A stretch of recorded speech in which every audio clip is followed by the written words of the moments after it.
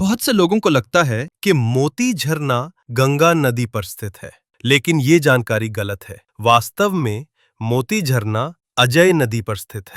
आज हम आपको झारखंड के साहिबगंज जिले में स्थित मोती झरना के उन गहरे रहस्यों से पर्दा उठाएंगे जो इतिहास के पन्नों में कहीं छिपे हुए हैं।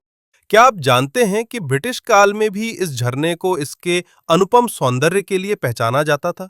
सीआर फॉरेस्ट नामक एक अंग्रेज यात्री ने लगभग 1824 में द मोती गिरना या fall of pearls in the Rajmahal hills शीर्षक से इसकी एक नक्काशी तैयार की थी। इससे पता चलता है कि 19वीं सदी की शुरुआत में ही यूरोपीय यात्रियों और अधिकारियों के लिए ये एक दर्शनीय स्थल बन गया।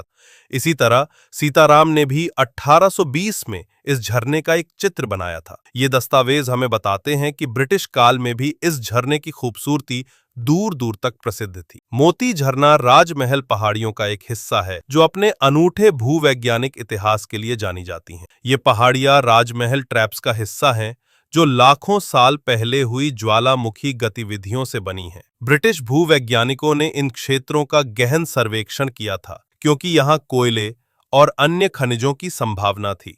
मोती झरने के आसपास की चट्टानों में प्राचीन पौधों के जीवाश्म भी पाए जाते हैं जो लगभग 68 से 145 मिलियन वर्ष पुराने हो सकते हैं। ये जीवाश्म हमें पृथ्वी के प्राचीन अतीत की झलक दिखाते हैं। साहिबगंज गंगा नदी के किनारे होने के कारण ब्रिटिश काल में एक महत्वपूर्ण व्यापारिक और संचार केंद्र था। महाराजपुर रेलवे स्टेशन, जो मोती झरने से मात्र 2 मील दूर है, ब्रिटिश काल में निर्मित हुआ था। यह दर्शाता है कि झरने तक पहुंच ब्रिटिश अधिकारियों और यात्रियों के लिए आसान बनाई गई थी, जिससे वे इस प्राकृतिक सुंदरता का अनुभव कर सकें।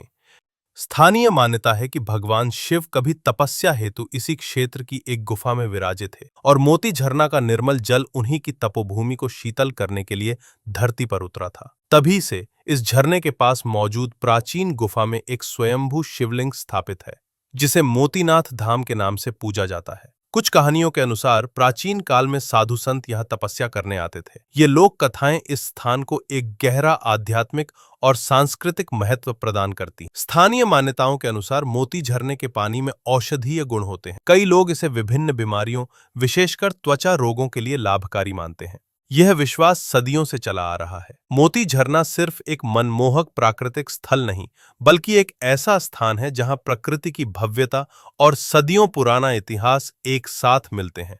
जब आप अगली बार यहां जाएं, तो इन छिपे हुए तथ्यों को याद रखिएगा और इस अद्भुत जगह के ऐतिहासिक महत्व को महसूस कीजिएगा।